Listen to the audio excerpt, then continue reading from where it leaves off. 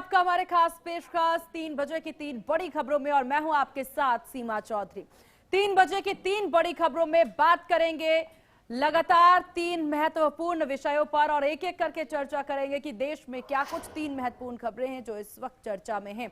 चलिए एक बार तीनों खबरों की ओर रुख कर लेते हैं। पहली खबर रहने वाली है आतंक के खिलाफ भारत का जीरो टॉलरेंस को लेकर के। देखिए, गृह मंत्री अमित शाह ने 2 दिवसीय आतंकवाद निरोधी राष्ट्रीय सम्मेलन का उद्घाटन किया है और उसी को लेकर के होगी हमारी पहली खबर। दूसरी और महत्वपूर्ण खबर बांग्लादेश को लेकर के है, जहां बांग्लादेश की हम बात करेंगे। कट्टरपंथियों ने एक और हिंदू को अपना निशाना बना लिया है। बांग्लादेश में एक और हिंदू युवक को उग्रवादियों की भीड़ ने पीट कर मार डाला है। ये चौंकाने वाली हत्या राजबाड़ी में हुई है। ये होगी हमारी दूसरी महत्वपूर्ण खबर जिस पर इस खास पेशकश में बनी रहेगी नजर। तीसरी बड़ी खबर रहने वाली है, यहां पर आपको बता दें अमेरिका को लेकर के, जिसने नाइजीरिया में आईएसआईएस के ठिकानों पर बड़ा हमला किया है। अमेरिका ने नॉर्थ वेस्ट नाइजीरिया में एयर स्ट्राइक की है। अमेरिका की तरफ से एयर स्ट्राइक का वीडियो भी जारी किया गया है। इसी को लेकर के हमारी तीसरी बड़ी खबर जिस पर बने रहेगी इस खास पेशकश में हमारी नजर। तो तीनों महत्वपूर्ण खबर, देखिए पहली और तीसरी खबर आतंकवाद से जुड़ी हुई। तो 3 बजे की 3 बड़ी खबरों में करेंगे तीनों अहम खबरों पर रुख, लेकिन उससे पहले एक नजर सुर्खियों पर। वीर बाल दिवस के मौके पर देश भर के बच्चों को पीएम मोदी ने किया संबोधित। पुरस्कार विजेता छात्रों को दी बधाई, बोले साहिबजादों का बलिदान एक प्रेरणा। जयपुर के चूमू में पुलिस टीम पर पथराव, मस्जिद के बाहर पत्थर हटाने पर भड़का लोगों का गुस्सा। पथराव में करीब 6 पुलिसकर्मी घायल। गृहमंत्री अमित शाह ने आतंकवाद निरोधी सम्मेलन का किया उद्घाटन। आतंकवाद के उभरते खतरे से निपटने के लिए शुरू हुआ सम्मेलन। बांग्लादेश में एक और हिंदू युवक की पीट कर हत्या, 7 दिन में दूसरी घटना। इससे पहले दीपू दास की हत्या की थी। दिल्ली के वेलकम में चाकूबाजी, एक युवक ने की अपने ही दोस्त की हत्या। आपसी कहासुनी के बाद उतारा मौत के घाट।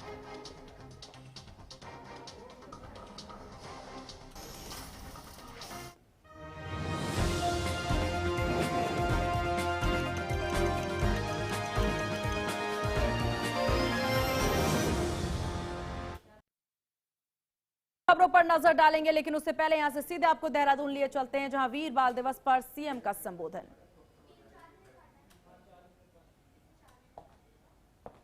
ये इतने सालों तक इतिहास के पन्नों में पढ़ाया क्यों नहीं गया? क्या ये सामान्य बात है कि छोटे भाई बड़े भाई दोनों एक साथ दीवारों में चुने जा रहे हों? 15 साल की आयु में, 13 साल की आयु में, 9 साल की आयु में, 6 साल की आयु में। वो इतना वीरता, इतना शौर्य, इतना पराक्रम केवल धर्म की रक्षा के लिए कर रहे थे। और इन्होंने हमारी जो आने वाली पीढ़ियां हैं उन पीढ़ियों को भी अपने वीरों से अनजान रखने का काम किया। तो उन लोगों को हम भी कैसे भूल सकते? मुझे लगता है कि हमें भी नहीं भूलना चाहिए, जरूर ये स्मरण में रहना चाहिए। क्यों नीरज भाई,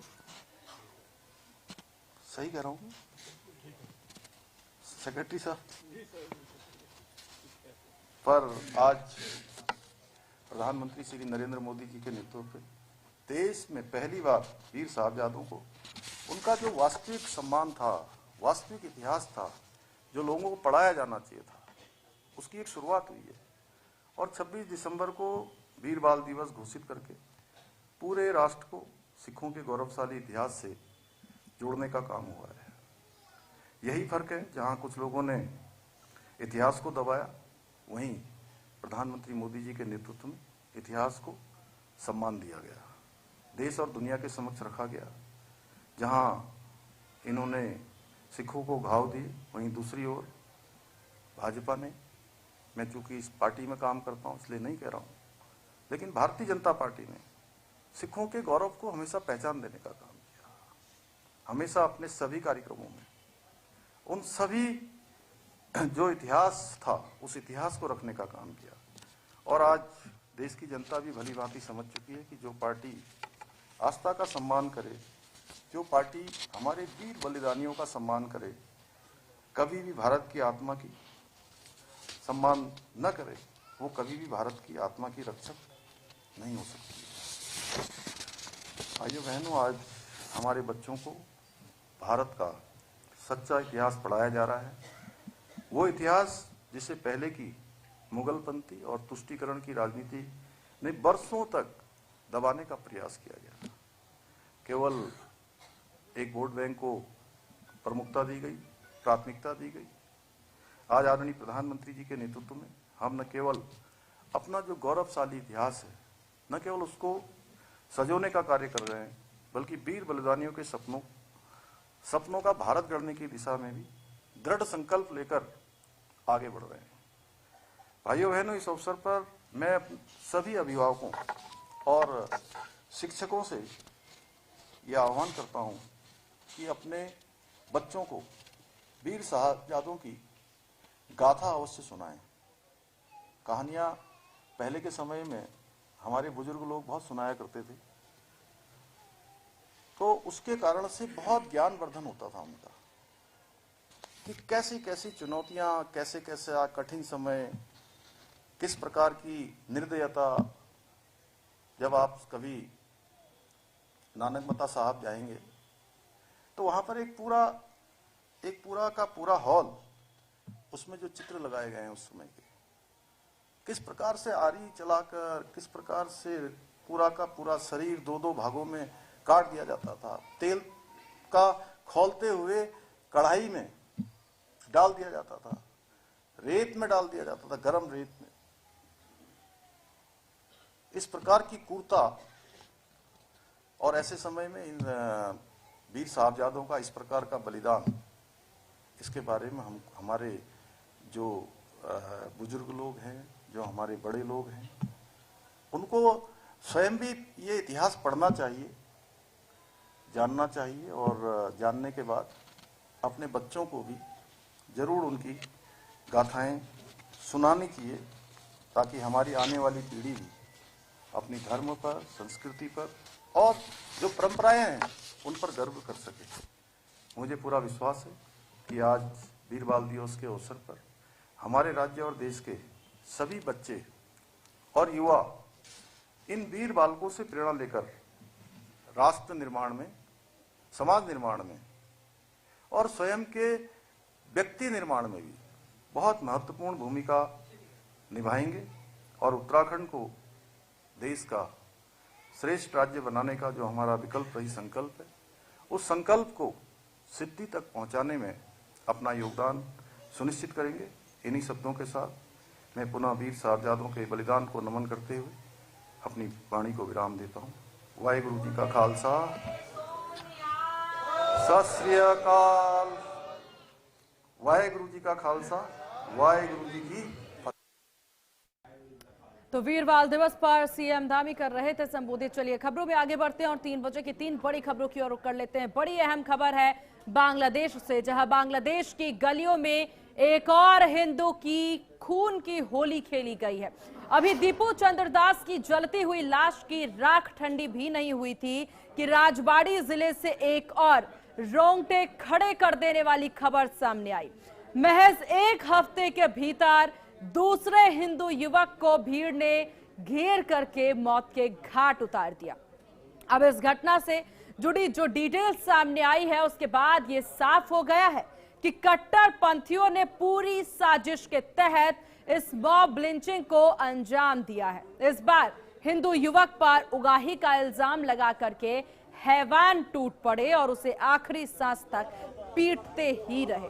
पुलिस ने बताया कि अमृत को भीड़ ने जबरन वसूली के आरोप में मार डाला। वो होसनडांगा गांव के निवासी था। पुलिस ने बताया कि अमृत के खिलाफ पांगशा पुलिस स्टेशन में 2 मामले दर्ज हैं। इनमें एक हत्या का मामला भी शामिल है।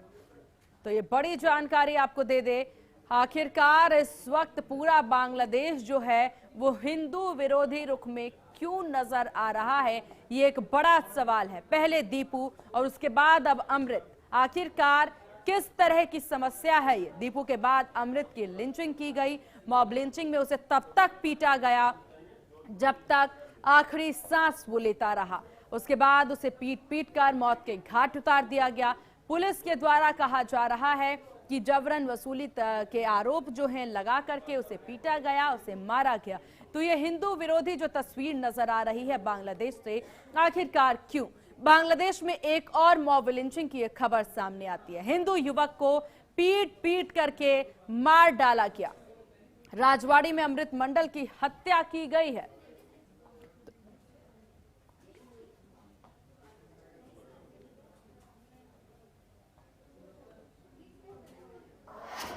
और इस विषय पर चर्चा के लिए हमारे साथ रवि अरोड़ा जी बने हुए हैं, विदेश मामलों के जानकार। रवि जी, बहुत स्वागत है आपका HNN न्यूज पर। जी शुक्रिया। रवि जी, जिस तरह की तस्वीर नजर आ रही है बांग्लादेश से, पहले दीपू और अब अमृत, आखिरकार क्या समस्या है? क्या बांग्लादेश संदेश देना चाह रहा है भारत को?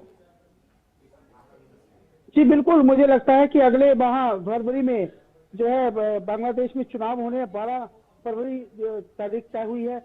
और ऐसे में तारिक रहमान की जब वापसी होती है बांग्लादेश में, और जिस प्रकार से कट्टरपंथी लगातार जमाती इस्लामी लगातार वहां पे जो है हिंदुओं के कत्लेआम मचा रखा है। और खास कर ये तो वो खबरें हैं, चाहे हम दीपू दास की बात करें, चाहे अमृत मंडल की बात करें, या उन 3 बच्चियों की बात करें जिन्हें जला दिया गया, जिसमें से एक बच्ची की मौत हो गई थी। लेकिन मैं समझता हूं जिस प्रकार से उस्मान हादी की मौत के बाद दोबारा से बांग्लादेश में 2024 के बाद अब दोबारा से एकदम से हालात बिगड़े हैं।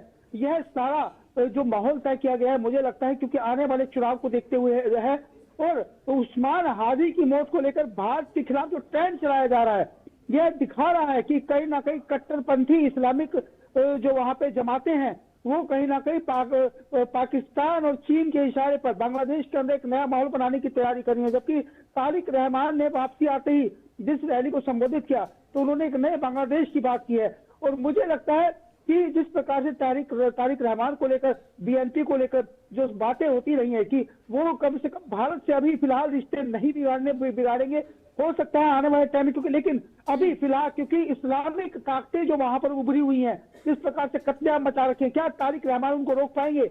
उनको रोक पाना क्या इतना आसान होगा? क्या वो सरकार बनाने के बाद भी वहां पे शांति ला पाएंगे? और दूसरी बात, क्या वो भारत और चीन के बीच में किसे चुनने वाले हैं? इस बीच एक सवाल, रहमान की वापसी बांग्लादेश में क्या समझा जा सकता है? भारत के लिए कौन सा साइन है? क्योंकि अगर BNP की बात कर ली जाए, उनकी पार्टी की बात कर ली जाए, इतिहास की बात कर ली जाए, तो भारत के पक्ष में अक्सर वो ना ही नजर आया है उनकी तरफ से। तो इस वक्त क्या समझा जा सकता है? क्योंकि वैश्विक पहचान भारत की बहुत मजबूत है, तो कोई बड़ा बदलाव देखने को मिल सकता है रहमान की वापसी से?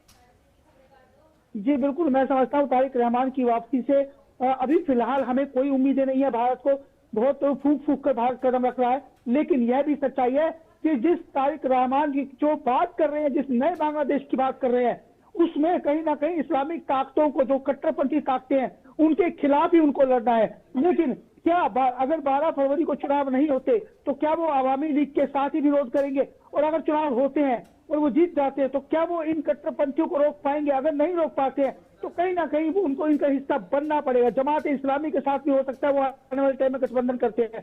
अगर वो गठबंधन करते हैं तो मुझे लगता है भारत के खिलाफ कहीं ना कहीं बांग्लादेश चीन की गोद में जाके बैठ सकता है। लेकिन यह भी सच्चाई है कि क्योंकि जमात इस्लामी को पूरा समर्थन पाकिस्तान देता रहा है, खासकर 2024 में जो हालात बिगड़े उसमें भी जमात इस्लामी का बहुत बड़ा रोल रहा। और लेकिन जिस प्रकार से उन्होंने उस्मान हादी की तारीफ की है कि 2024 में जो हालात का पलट हुआ, जिस प्रकार से वहां से शेख हसीना को भागना पड़ा, उसमें जिस प्रकार से उन्होंने उसकी तारीफ की है और उसे युवा नेता बताया, और बदलाव जिसमें जो बांग्लादेश में हालात बदले उसके लिए पूरी तरह से उसकी बागडोर संभालने वाला नेता बताया, तो मुझे लगता है कि अभी बहुत पश्चपेश में है तारिक रहमान और वो तारिक रहमान। तो इस समय भारत के साथ उनके लेकिन रवि जी, जिस तरीके से बांग्लादेश में अभी हिंदू युवकों को चुन चुन करके कह लीजिए कि चुन चुन करके ही मारा जा रहा है, झूठे इल्जाम हो यहाँ पर वो लगा करके मॉब लिंचिंग की जा रही है, मार दिया जा रहा है, तो क्या इससे, क्योंकि भारत और बांग्लादेश के बीच में व्यापार अभी तक नहीं रुका है पूरी तरह से, अगर देखा जाए बार बार उस संबंधों पर भी सवाल उठाया जा रहा है, विपक्ष ये सवाल जरूर उठाते नजर आ रहे हैं कि आखिरकार इतना कुछ बांग्लादेश कर रहा है तो भारत की तरफ से रिएक्शंस क्यों नहीं? जी बिल्कुल, अभी भारत वेट एंड वॉच की स्थिति में है। उसका कारण यह है कि जब तक वहां पे एक स्थायी सरकार नहीं आ जाती, क्योंकि मोहम्मद यूनुस कार्यकारी जो है अध्यक्ष वहां के अभी फिलहाल, लेकिन उसके बाद जैसे ही वो वहां पे चुनाव होते हैं, चुनाव होने के बाद वहां पर जिस प्रकार से सरकार बनती है, नई सरकार चयनित होती है, उसके बाद कुछ तय कर पाएगी भारत सरकार की कैसा करना है, क्योंकि फिलहाल वहां पर कट्टरपंथियों ने पूरी तरह से बागडोर अपने हाथ में ले रखी है और कहीं ना कहीं पाकिस्तान और चाइना का पूरा समर्थन उन लोगों को मिल रहा है। अभी भारत लगातार उस चीज का विरोध तो दर्ज करा रहा है, लेकिन सच्चाई है कि क्योंकि वहां पे कोई सरकार नहीं है, तो ऐसे में क्योंकि कोई जो मोहम्मद यूनुस है उनके पास कोई खास आइडेंटिटी नहीं है और वो चाहकर भी अभी फिलहाल कुछ रोक नहीं पा रहे। हालात वैसे के वैसे 10 के 10 बने हुए हैं जैसे 2024 में थे। तो मुझे लगता है ऐसे में जब अब खासकर जब से हादी की हत्या हुई है उसके बाद से हालात दिन ब दिन बिगड़ते जा रहे हैं। ऐसे में क्या नई सरकार के ऊपर भी एक बहुत बड़ा सवाली निशान खड़ा होता है। बिल्कुल रवि जी, क्योंकि देखिए शुरू से जब से बांग्लादेश की इस तरह की स्थिति हुई है तभी से बार बार देखने को मिल रहा है कि शेख हसीना के भारत में आश्रय लेने के बाद से लगातार वहां से जो घटनाएं सामने आ रही हैं, समझा जा सकता है भारत को पोक करने की कोशिश, टारगेट करने की कोशिश बांग्लादेश में बार बार हो रही है। और ऐसे में ये सवाल उठ रहे हैं कि आखिरकार क्यों नहीं कोई एक्शन जो है भारत की तरफ से देखने को मिल रहा है। एक युवक की हत्या की जा रही है, अब दूसरे युवक की हत्या कर दी गई है। बांग्लादेश कब तक इस तरह की हरकत करता रहेगा और हम देखते रहेंगे? जी बिल्कुल, मैं समझता हूं जिस प्रकार से लगातार आप समझिए जब हादी की हत्या हो जाती है तो भारत पर एलिगेशन लगा दिया गया, क्योंकि सच्चाई ये है कि ये वही कई राजनीति का एक बड़ा हिस्सा है और इसमें बहुत सारे देश, क्योंकि बांग्लादेश के अंदर इंटरेस्ट लेने वाले सिर्फ भारत ही नहीं है, क्योंकि इसके साथ साथ चीन और पाकिस्तान और अमेरिका भी इसमें कहीं ना कहीं इन्वॉल्व है। तो ऐसे में आखिर वो कौन सी शक्ति है जो बांग्लादेश के अंदर इन हालातों को बना रही है और इसके लिए कौन जिम्मेदार है, ये देखना बड़ी बात है। क्योंकि आपको याद होगा शेख हसीना ने बहुत समय पहले ही कह दिया था कि उनके देश के अंदर स्थिरता लाने के लिए कहीं ना कहीं अमेरिका एक प्रोपेगेंडा करने की कोशिश कर रहा है। तो ऐसे में डीप स्टेट का क्या रोल है इस पूरे मामले में, और खासकर ये भी बता दूं कि पाकिस्तान बेशक से कट्टरपंथियों को वहां पर पूरी तरह समर्थन दे रहा है, लेकिन पाकिस्तान भी एक कठपुतली है। इसके पीछे का रोल क्या वो चीन का उसके अंदर बहुत बड़ा रोल है, क्या अमेरिका का इसके अंदर बहुत बड़ा रोल है, ये देखने वाली बात है। लेकिन सच्चाई है कि भारत अभी फिलहाल किसी प्रकार के रिश्तों में विश्वास नहीं रख रहा। जहां तक अभी आपने कहा कि व्यापार नहीं रुका है, लेकिन सच्चाई है कि भारत के जितने भी व्यापारी हैं फिलहाल बांग्लादेश से, क्योंकि रेडीमेड बहुत ज्यादा वहां से आता है और वो पूरी तरह से रोक दिया गया है। और अगर व्यापार हो भी रहा है तो वो थोड़ा बहुत हो रहा है, लेकिन ऐसे हालातों में भारत की तरफ से तो देखिए अनाज बहुत ज्यादा मात्रा में बांग्लादेश पहुंचता है। इसी दिन को देखने के लिए हम अनाज दे रहे हैं क्या उन्हें? बिल्कुल बिल्कुल, आपने बहुत अच्छा सवाल किया। मैं समझता हूँ भारत, देखिए भारत हमेशा पड़ोसियों के साथ लेकर चलने का विश्वास रखता है, सबका साथ, सबका विकास, सबका विश्वास। लेकिन जो हमारे पड़ोसी मुल्क हैं वो कहीं ना कहीं भारत विरोधी जो हथकंडे अपनाने के लिए कहीं ना कहीं विदेशी ताकतों के हाथ में गिर चुके हैं। मोहम्मद यूनुस कई बार जिस प्रकार से चाइना गए और उन्होंने 7 सिस्टर्स को, खासकर चिकन नेक को काट कर 7 सिस्टर्स को लेने की बात कही, खुद को समुद्र का राजा बताया और यह यहाँ तक कह दिया कि चाइना चाहे तो चिकन नेक के पास अपनी नौसैनिक बंदरगाह बना सकता है। मतलब यह अपने आप में बहुत बड़ी बात थी, खुला चैलेंज था भारत के लिए। लेकिन भारत सरकार ने नए रास्ते इजाद किए और अब क्योंकि 7 सिस्टर्स को कैसे बचाना है वो भारत सरकार अच्छे से जानती है। लेकिन सच्चाई है कि बांग्लादेश की नीयत हमेशा, जब से वहां पर कट्टरपंथी सरकार आई है, शेख हसीना के अच्छे रिश्ते होने की वजह से कई देशों को चुभन हो रही थी और शायद उसी का कारण ये सारे हालात बने। लेकिन आने वाले टाइम में अभी फिलहाल मुझे नहीं लगता। लेकिन रवि जी, अगर क्योंकि बार बार बात हो रही है और जिस तरीके से जानकार भी ये कहते नजर आ रहे हैं कि रहमान की वापसी माना जा सकता है कि बांग्लादेश के अगले प्रधानमंत्री, परिवारवाद की राजनीति बांग्लादेश में जरूर नजर आ रही है, शुरू से ही देखने को मिल रहा है। और रहमान की वापसी अगर वो जीत जाते हैं, प्रधानमंत्री बन जाते हैं, तो एक बार फिर से परिवारवाद जरूर बांग्लादेश में हावी होगा। और क्योंकि बीएनपी के शुरू से ही देखने को मिला है भारत को लेकर के, जैसा कि मैंने इससे पहले भी कहा, बहुत अच्छे रुख नहीं रहे हैं उनके। 17 साल बाद क्या कोई बदलाव समझ आ सकता है? देखिए राजनीति और में बहुत कुछ बदलाव समय समय पर देखते हैं। जैसे जैसे वर्ल्ड ऑर्डर बदलते हैं वैसे वैसे दुनिया का रुख बदलता है। देखिए एससीओ की मीटिंग में आपने देखा चीन, जिसे हम दुश्मन मानते हैं, उसी मंच पर माननीय प्रधानमंत्री मोदी जी थे, उसी मंच पर रूस के राष्ट्रपति भी थे। तो मुझे लगता है हालात बदलते हैं। ऐसे में तारिक रहमान जिस नए बांग्लादेश की बात कर रहे हैं, ये उनको समझना होगा कि भारत के साथ मिलकर किस प्रकार से आगे रिश्ते बढ़ाए जा सकते हैं या नहीं बढ़ाए जा सकते। ठीक। लेकिन यह भी तय है कि अभी कुछ कहना जल्दबाजी होगा, लेकिन इतना तय है कि बिल्कुल देखने वाली बात होगी कि बांग्लादेश कब इस तरह की हरकतों से बाज आता है या फिर भारत के द्वारा क्या एक्शन देखने को मिलता है। आपका बहुत शुक्रिया रवि जी, HNN न्यूज को अपना कीमती वक्त देने के लिए। फिलहाल यहाँ रुकते हैं एक बहुत छोटे से ब्रेक के लिए, जल्द होंगे हाजिर।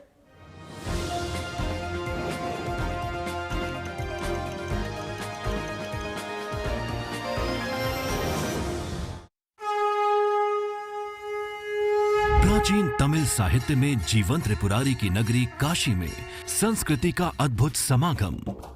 एक आत्मा, एक विचार, एक संस्कार, केवल प्रकटीकरण दो। पहला ज्ञान की राजधानी, दूसरा संस्कृति और कला का गढ़, और दोनों के मिलन का नाम है काशी तमिल संगमम। यशस्वी प्रधानमंत्री श्री नरेंद्र मोदी जी के मार्गदर्शन में काशी के नमो घाट से प्रारंभ हुए काशी तमिल संगमम के वर्ष 2025 के संस्करण का शुभारंभ माननीय मुख्यमंत्री योगी आदित्यनाथ जी ने किया। सांस्कृतिक समागम की सतत प्रक्रिया तमिल करकलाम के जरिए हो रही है और प्रगाढ़। काशी तमिल संगमम भारत की सांस्कृतिक, शैक्षिक, आर्थिक और आध्यात्मिक साझेदारी को सशक्त करते हुए एक भारत श्रेष्ठ भारत के संकल्प को साकार कर रहा है। जॉइंट पेन के लिए डॉक्टर ऑर्थो ऑयल के अमेजिंग रिजल्ट सबको पता है, पर क्या आपको पता है कि पुराने और ज्यादा बिगड़े दर्द के लिए डॉक्टर ऑर्थो ऑयल के साथ साथ डॉक्टर ऑर्थो कैप्सूल्स को भी रेगुलर यूज करना चाहिए। ये कोई टेम्पररी पेन किलर नहीं, आयुर्वेदिक औषधि है। मुल्तानी घोका कॉफ सिरप, इसके तुलसी जैसे गुणकारी तत्व तुरंत असर दिखाएं और खांसी को कहें गुड बाय। मुल्तानी घोका कॉफ सिरप। क्या आप दुबले पतले कमजोर हैं, आपकी सेहत नहीं बनती, भूख कम लगती है, वजन नहीं बढ़ता? दरअसल मेन बात खाना पीना नहीं है, मेन बात है खाया पिया लगना। और अगर खाया पिया लगेगा ही नहीं तो आपकी सेहत बनेगी कैसे? इसलिए हमारी संस्था सन्यासी आयुर्वेदा ने एक ऐसी दवा का निर्माण किया है जो कि आपके लिवर, आपके पाचन तंत्र को दुरुस्त करने का काम करती है, ताकि आप जो भी खाएं उसका पूरे का पूरा निचोड़ आपके शरीर को लगे, आपकी भूख बढ़े, खाया पिया सही से लगे, नया खून बने, हड्डियों में जान आए, वजन बढ़े और आप मोटे तगड़े खूबसूरत पर्सनैलिटी के मालिक बन जाए। सिर्फ 655 रुपए की पूरे 1 महीने की दवा होती है और आप इसे घर बैठे 011-45454545 पर फ़ोन करके दवा मंगवा सकते हैं।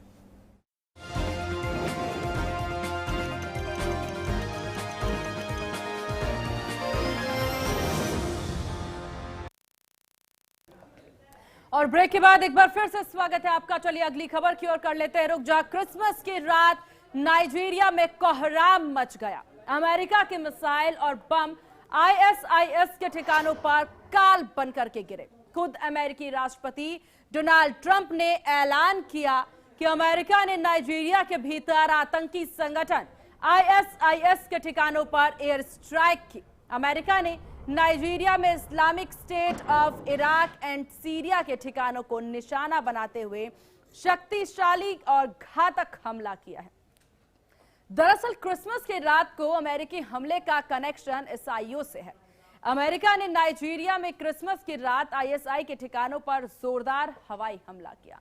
राष्ट्रपति ट्रंप ने खुद इसकी कमान संभाली। कहा यह हमला ईसाइयों की हिफाजत के लिए किया गया है। ट्रंप ने ISI को आतंकी कचरा बताया और चेतावनी दी कि अगर ईसाइयों पर हमले नहीं रुकते हैं तो आगे और भी हमले होंगे।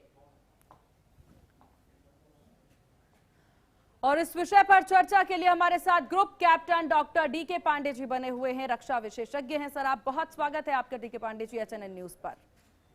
कैप्टन साहब, जो तस्वीर इस वक्त अमेरिका से नजर आई है, आतंकी को बर्दाश्त नहीं करेगा अमेरिका, ये बात पहली बार अमेरिका ने नहीं की है या इस तरह की तस्वीर अमेरिका से पहली बार नहीं आई है। अमेरिका ने एक बार फिर से साबित कर दिया है एयर स्ट्राइक करके। संवाद में शामिल करने के लिए, जहां तक बात है कि अमेरिका का ये जो काउंटर टेररिज्म ऑपरेशन कहा जो उन्होंने क्लासिफाई किया है और नाइजीरिया पे जो अटैक किए हैं, ध्यान रहे कि जो मोस्ट पॉपुलेटेड कंट्री है अफ्रीका का वो नाइजीरिया है, और वहां पर क्यों हमले हुए उसके पीछे एक और कारण, और क्योंकि थोड़ी देर पहले आपने सुना होगा कि सीरिया पे भी जो हमले किए गए थे, और टर्की में भी काफी लोग रेड हुई थी, काफी जो सस्पेक्ट थे ISIS के उनको गिरफ्तार किया गया। मुख्य कारण था कि क्रिसमस से लगभग हफ्ता 10 दिन पहले ISIS ने घोषणा की थी कि जितने भी गैर मुस्लिम लोग हैं उन पर जो है आप उनको जो है एक्शन लीजिए, उनके खिलाफ उनका आह्वान किया था सभी मुस्लिम लोगों से कि आप उनके खिलाफ आह्वान करिए, उनको जो है बताइए कि मुसलमान इस्लाम कितना इम्पोर्टेंट है, और इसके लिए मुख्य टारगेट जो था वो जूस और अमेरिका क्रिश्चियंस थे। तो उसके नतीजे में जब आतंकवाद बढ़ता गया, और ये जहां तक स्पेशली नाइजीरिया की बात कही जाए तो नाइजीरिया को बहुत पहले चेतावनी दी गई थी कि आप जो है ये पिछले अक्टूबर में ये डोनाल्ड ट्रंप ने साफ कहा था कि आप जो है जो काबू करिए इन वॉयलेंस पर जो क्रिश्चियन के खिलाफ होता जा रहा है।